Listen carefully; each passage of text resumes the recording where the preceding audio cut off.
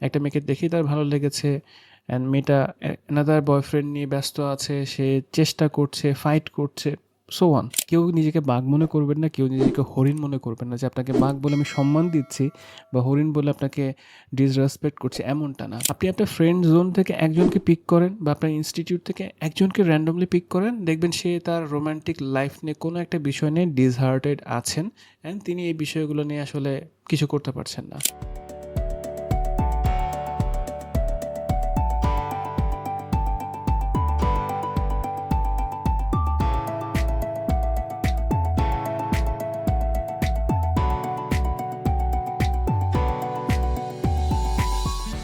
আমি একটা বিষয় বেশ কিছুদিন যাবৎ ধরে অবজার্ভ করছিলাম। আমার অবজারভেশনগুলো শেয়ার করব। আমি যা যা বলবো এখানে কোনো কিছু রাইট অর রং দিয়ে ডিফাইন করছি না, বরং আমি যা অবজার্ভ করেছি, আমি যা আন্ডারস্ট্যান্ড করেছি সেই বিষয়গুলো শেয়ার করব। আমার আন্ডারস্ট্যান্ডিংটা বোঝানোর জন্য একটা ছোট্ট গল্প বলি আপনাদেরকে। মনে করেন একটা খাঁচার ভেতরে আপনি একটা ক্ষুধার্ত বাঘকে রাখলেন আর একটা হরিণকে রাখলেন। ক্ষুধার্ত বাঘকে বললেন যে তুমি এই খাঁচায় 4 ঘন্টা থাকবা, এই 4 ঘন্টার মধ্যে তুমি হরিণকে স্পর্শ করবে না, তাকে খাবে না, এটাই হচ্ছে তোমার পরীক্ষা। যদি তুমি পরীক্ষা পাশ করো তোমাকে রিওয়ার্ড দেওয়া হবে এবং তোমাকে এই হরিণটাই দেওয়া হবে ইন ফিউচার 4 ঘন্টা পরে। যে হরিণকে বলা হলো তুমি বাঘের চারপাশে ঘুরবে যাতে বাঘ তোমাকে দেখে খেতে চায়, তোমাকে স্পর্শ করতে চায়, কিন্তু তোমার কাজ হচ্ছে বাঘের মতো হওয়া। মানে তুমি বাঘ হওয়ার চেষ্টা করবে, তুমি হরিণ হলেও তুমি চেষ্টা করবে যাতে তুমি বাঘের মতো গর্জন দিতে পারো অ্যান্ড তুমি বাঘের মতো করে যাতে এই খাঁচার মধ্যে থাকতে পারো, এটা হচ্ছে তোমার কাজ। এখন আমি যে এক্সাম্পলটা দিলাম, আপনার কাছে কি মনে হয় বাঘ কখনো এই পরীক্ষা পাশ করবে বা হরিণ কখনো বাঘ হয়ে উঠতে পারবে? Quite impossible. আপনি বাঘকে যতই বলেন না কেন 4 ঘন্টা পর তোমাকে এই হরিণটা দেওয়া হবে খাওয়ার জন্য, তুমি খেতে পারবে, বাঘ এটা মানবে না। একটা সময় পরে সে আসলে সার্কাসের বাঘ হলো, একটা সময় সে তার যে নেচার আছে সেই নেচারের কারণে সে হরিণটাকে খেয়ে ফেলবে। আবার যদি মনে করেন হরিণের ক্ষেত্রে, হরিণকে আপনি যতই ট্রেন আপ করেন না কেন হরিণ কখনো বাঘ হতে পারবে না, হরিণ হরিণই থাকবে। আমি এক্সাম্পলটা কেন দিলাম, আমি যখন কোনো হোয়াটসঅ্যাপে টেক্সট পাই র্যান্ডমলি বলেন বা আমার পেজ যখন কেউ নক করে, স্পেশালি আমি রিলেশনশিপে পোর্শনটা বলবো 70% এই ধরনের কেস আমার কাছে আসে। 70% প্রবলেমস আমি দেখতে পাই রিলেশনশিপ নিয়ে। অ্যান্ড রিলেশনশিপের প্রবলেমটা শুরু কোথা থেকে হয়েছে আমি এটাই অবজার্ভ করছিলাম। বাঘ হরিণ ছেলে মেয়ে বোঝাচ্ছি না, জাস্ট বোঝাচ্ছি প্রবলেমটা কোথায়। কেউ নিজেকে বাঘ মনে করবেন না, কেউ নিজেকে হরিণ মনে করবেন না যে আপনাকে বাঘ বলে আমি সম্মান দিচ্ছি বা হরিণ বলে আপনাকে ডিসরেসপেক্ট করছি, এমনটা না। প্রবলেমটা বোঝানোর জন্য এই গল্পটা আমি মাত্রই সাজিয়েছি। ইটস নট লাইক আমি স্ক্রিপ্ট করে রেখেছি, দেখে দেখে বলছি। প্রবলেমটা যেখান থেকে শুরু হয়, স্কুল হোক, কলেজ হোক, ইউনিভার্সিটি হোক, যে কোনো ইনস্টিটিউশনে যখন আমরা স্টুডেন্টরা যাই, আমাদের মূল ফোকাস থাকে স্টাডি করা, জ্ঞান অর্জন করা, এডুকেটেড হওয়া, এনলাইটেড হওয়া, এগুলোই কিন্তু আমাদের উদ্দেশ্য থাকে। এডুকেশন সিস্টেম ভাঙা চোরা ফল করছে, এগুলো পরের ডিসকাশন। এগুলো নিয়ে ডিসকাশন আমি করছি না, বিকজ আমি আসলে টিচার না যে আমি এই বিষয় নিয়ে কথা বলবো যে এডুকেশন সিস্টেমের কী অবস্থা। আমি জাস্ট বলছি আমরা কোনো ইনস্টিটিউশনে যাই পড়ালেখা করতে, দ্যাটস দ্য সিম্পল স্টেটমেন্ট।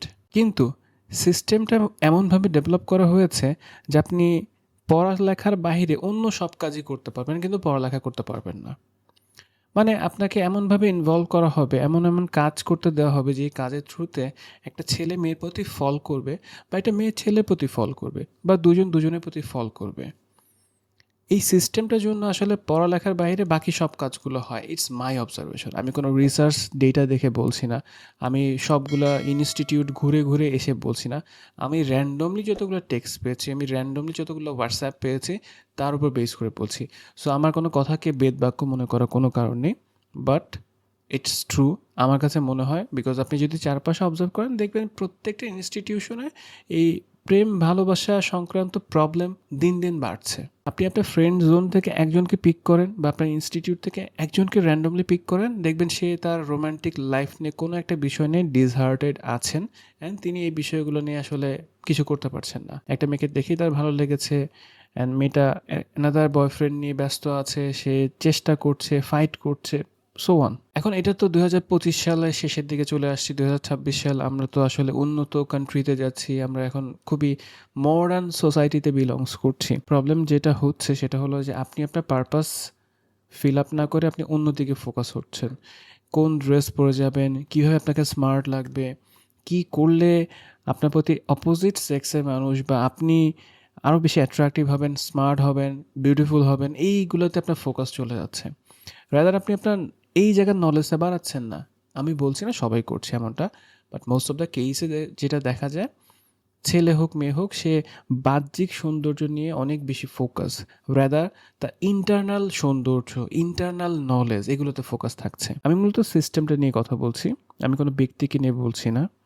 এবং প্রেমে পড়া আসলে কোনো বয়স নেই, ভালো লাগারও কোনো আসলে বয়স নেই। এটা খুবই ন্যাচারাল, এটা হওয়াটাই স্বাভাবিক। যেমন বসন্তকালে ফুল ফুটবে, তেমনিভাবে আপনার লাইফে বসন্ত আসলে আপনার কাউকে ভালো লাগবে। It's a normal case and it's a normal phenomena. এটা নিয়ে কিন্তু কথা না, কথাটা হলো সিস্টেম আপনাকে ট্র্যাপে ফেলছে, অ্যান্ড আমরা সবাই ট্র্যাপে আটকে আছি। আপনি যখনই এই ট্র্যাপে থাকবেন, আপনার জন্য ডিফিকাল্ট হবে আপনার ফোকাসে থাকা, আপনার পারপাস ফিল আপ করা। আপনার পারপাস যদি হয় আপনি পড়ালেখা করবেন, সেই পারপাস থেকে আপনি আসলে ছিটকে যাবেন জাস্ট বিকজ এই সিস্টেম ইররের জন্য। সিস্টেমটা ইরর কে করলো? আর যদি কেউ করে থাকে, দেন হোয়াটস দ্য সলিউশন? সলিউশনটা কোথায় আছে? প্রশ্নটা আমি আপনাকে করছি। আপনি একটু ভেবে বলেন তো, এখানে আপনারও দোষ নেই, আমারও দোষ নেই, আমরা কেউ ফল্ট করিনি। আমাদের নেচার এমন যে আমার অপোজিট সেক্সের প্রতি ভালো লাগা কাজ করবে, উইচ ইজ ট্রু। সিস্টেম আমাদেরকে এমন জায়গায় রেখে দিয়েছে যে ভালো লাগাটা কাজ করবে, আমরা প্রেমে পড়বো, সম্পর্ক হবে, ব্রেকআপ হবে, ফাইটিং হবে, ও বুঝবে না, সে বুঝবে না, অ্যান্ড দেন আরও অনেক কিছু হবে। তারপরে লাইফ ডিজাস্টার হবে, সুইসাইডাল অ্যাটেম্প নিবে বিকজ আমার পার্টনার আমাকে বোঝে না, আমার বয়ফ্রেন্ড বোঝে না, গার্লফ্রেন্ড বোঝে না। ইটস অল অ্যাবাউট সিস্টেমটাই এমনভাবে জেনারেট করা হয়েছে। দেন হোয়াটস দ্য সলিউশন? আপনার মাথায় যদি কোনো সলিউশন থেকে থাকে, let me no in the comment section.